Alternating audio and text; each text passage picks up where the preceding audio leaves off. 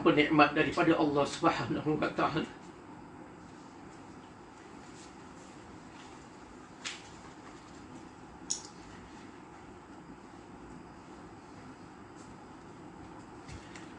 Kita tidak akan mampu hidup di atas muka bumi ini, sahabat-sahabat sekalian.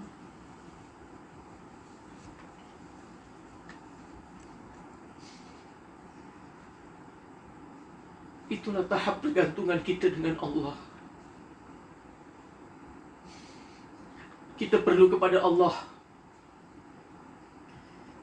kerana Allah lah selama ini yang telah membantu kehidupan kita.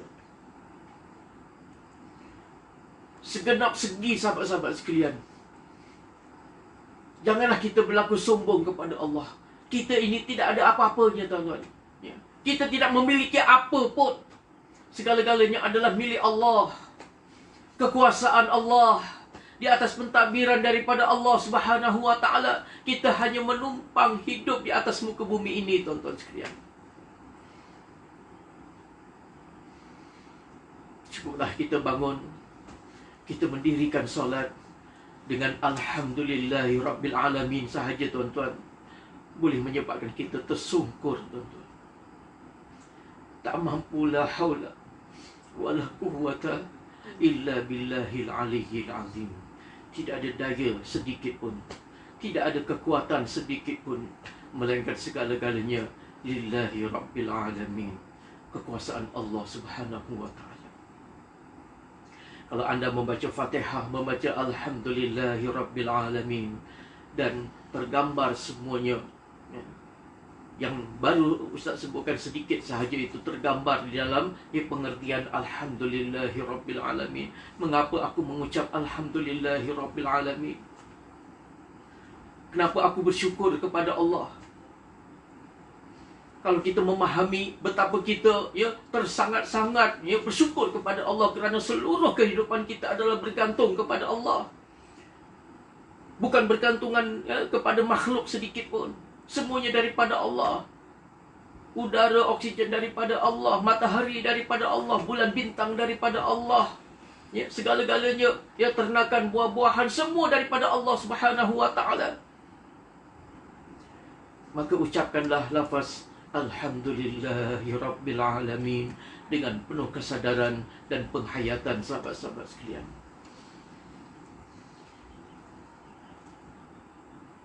Baik, kita pindah kepada Rabbil Alamin, penguasa kepada sekalian alam.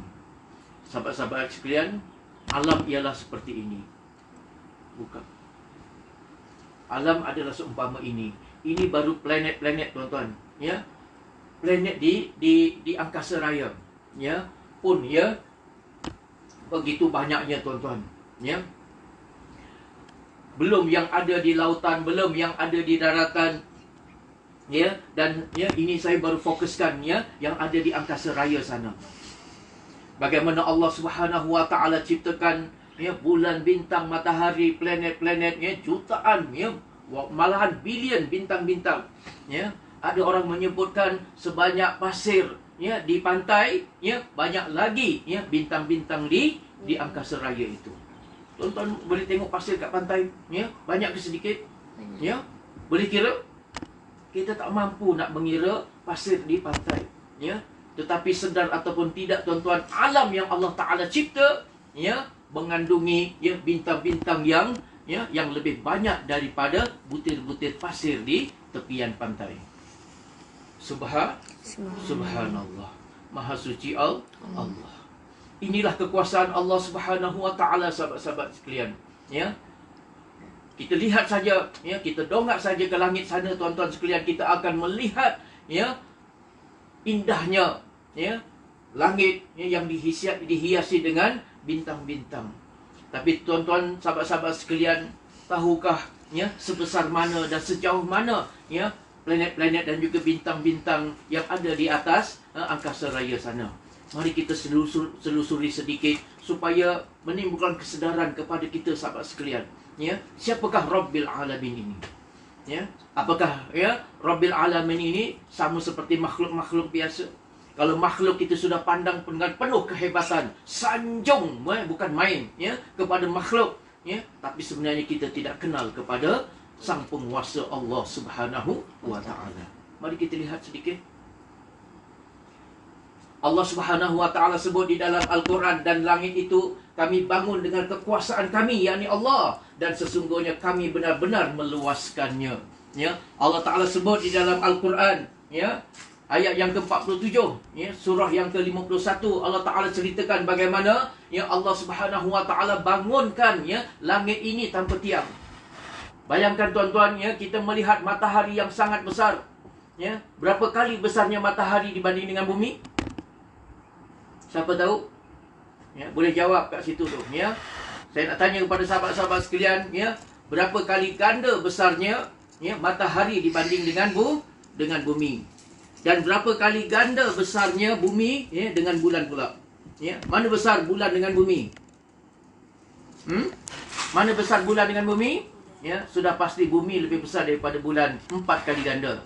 Ingat ni ya, catat tu ya. Bumi lebih besar daripada bulan 4 kali ganda.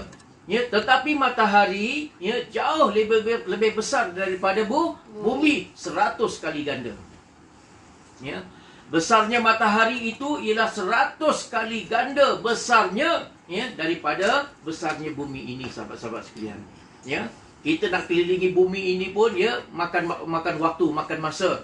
Ya. Bagaimana pula ya besarnya matahari yang sebesar 100 kali ganda lebih besar daripada bumi. Teruskan.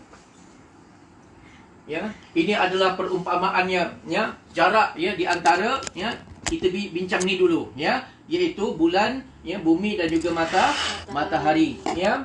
Matahari tadi kita dah tahu ya, berapa besar dia? 100 kali ganda besarnya bumi ya. Kemudian bumi pula besarnya berapa kali ganda dengan bulan? 4 kali ganda daripada bulan ya. Itulah dia besar tak besarnya matahari ya. Kemudian jarak dia, sahabat-sahabat sekalian ya, jarak di antara bumi dengan matahari ialah sejauh 150 juta kilometer ya.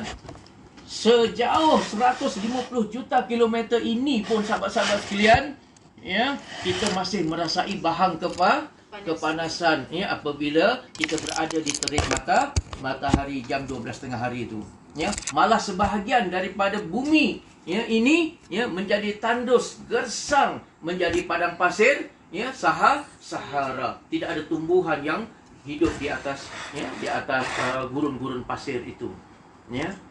Itu ya dengan jarak 150 juta kilometer, sahabat-sahabat sekalian. Ya.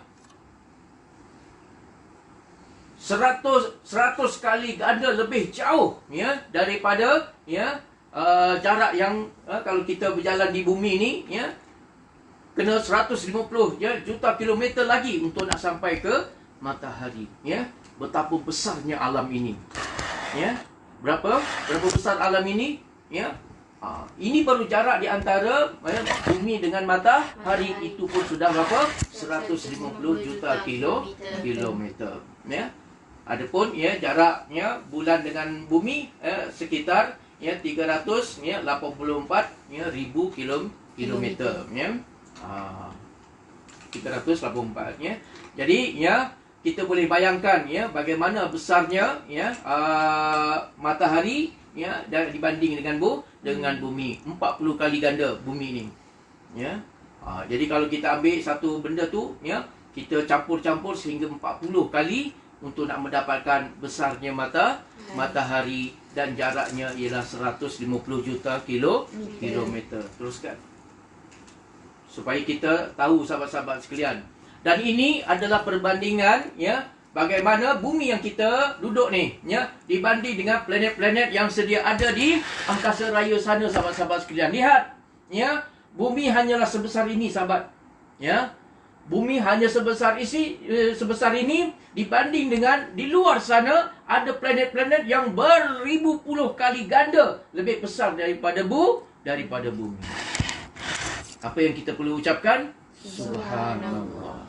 Tidakkah wajar untuk kita menyebut Alhamdulillahi Rabbil Alamin. Matahari yang besarnya 40 kali ganda daripada besar matahari ini pun ya tidak sebesar ini lagi, tuan-tuan.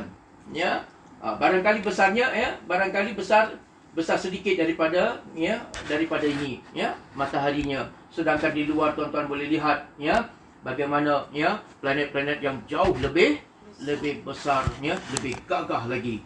Ya, apa yang kita nak faham? Kita balik kepada jarak di antara bumi kepada matahari, tuan-tuan, ya. Kalau jarak di antara bumi dengan matahari itu 150 juta kilometer, agak-agak berapa pula jarak bumi dengan planet-planet yang besar ini? Boleh bayang? Ya. Ya, tak boleh nak bayang, sahabat-sahabat sekalian. Ya. Dan kedudukan planet-planet ini ya tersangat, ya, entah berpuluh-puluh kali ganda, ya, jaraknya di antara, ya, bumi dengan matahari. Ya, jauh sana sehingga kita tak nampak sebesar ini pun. Ya, kita tak nampak. Kita nampak planet sebesar ini di angkasa raya? Tak nampak. Semuanya nampak kecil.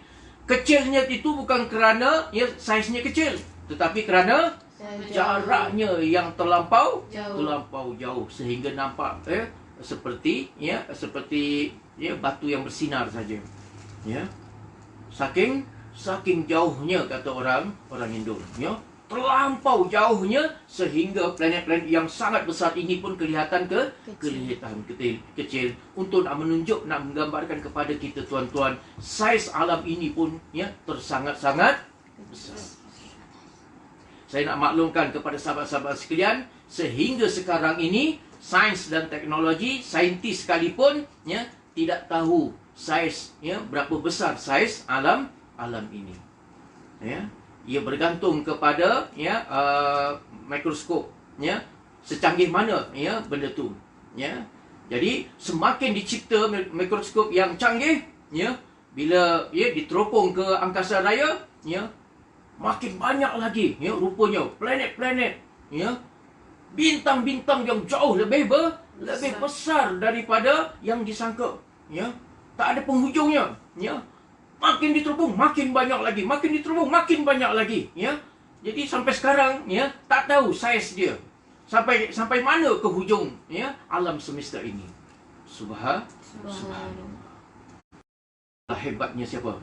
Allah Subhanahu wa ta'ala. Yang kita kena nampak ialah hebatnya Allah. Supaya apabila kita sebut Alhamdulillahi Rabbil Alamin, terbayang kehebatan, kebesaran, keagungan Allah Subhanahu wa ta'ala. Makhluk yang lain tidak ada sedikit pun keagungan, kebesaran yang perlu kita nak puja dan puji. Puji-pujian itu semata-mata kepada siapa? Kepada Allah yang mentadbirkan sekalian alam ini. Teruskan.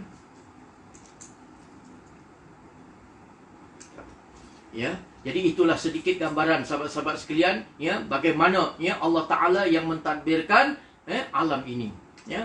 Ini baru alam ini, dan sebesar alam inilah yang kita tak tahu saiz dia, ya. Manusia sekarang, ahli sains sekalipun tak tahu, ya, sebesar mana saiznya alam ini, ya. Nanti di syurga ini diberikan kepada seorang ahli syurga. Subhanallah. Seorang ahli syurga, ya, Allah Ta'ala berikan, ya, keluasan syurga seumpama keluasan, ya, alam jagat raya sekarang ini, yang sampai sekarang pun kita tak tahu berapa luas. Kita kat dunia ini pun, boleh tak kita pergi ke planet-planet ni? Tak boleh, tak ada siapa pun boleh pergi. Kalau boleh pergi, pasti akan binasa, hancur lebur, ya. Tapi bagaimana nanti di syurga, keseluruhan alam ini adalah milik seorang saja, ahli syurga. Subhanallah. Sekarang sahabat-sahabat sekalian, pilihlah, ya, mahu syurga ataupun mahu dunia. Ya. Kalau anda mahukan syurga Allah, bangun dan dirikanlah solat. Solatlah dengan khusyuk, dengan penuh pengertian, sahabat-sahabat sekalian. Ya. Orang yang mengerti benda ini, sahabat-sahabat, ya, baca satu ayat ini pun, ya, tak mampu, ya, tersungkur dia, menggeletar habis seluruh tubuh badannya, ya, melihat kebesaran, keagungan, kehebatan Allah Subhanahu wa ta'ala. Sebab tu dia tidak akan pernah merasa kehebatan makhluk, ya. Dia tidak akan pernah terucap di lidahnya, ya, kehebatan-kehebatan manusia ini. Kerana dia memahami, ya, kehebatan itu adalah milik siapa? Milik Allah Subhanahu wa Ta'ala. Jadi, ya, ini segmen yang pertama. Saya berhenti kepada Alhamdulillahirabbil alamin. Selepas ini kita akan pergi kepada ayat yang lebih dahsyat lagi, sahabat-sahabat sekalian. Ya, selepas Ar-Rahmanir Rahim, kita akan pergi kepada ayat Maliki Yaumiddin. Raja, sang penguasa, yang akan menjadi raja, ya, di hari pembalasan nanti. Siapakah raja itu? Allah Subhanahu wa Ta'ala. Pada waktu itu tidak ada lagi, ya, mana-mana penguasaan hanya milik siapa? Milik Allah Subhanahu wa Ta'ala. Tunggu kupasannya, ya, dalam segmen yang kedua.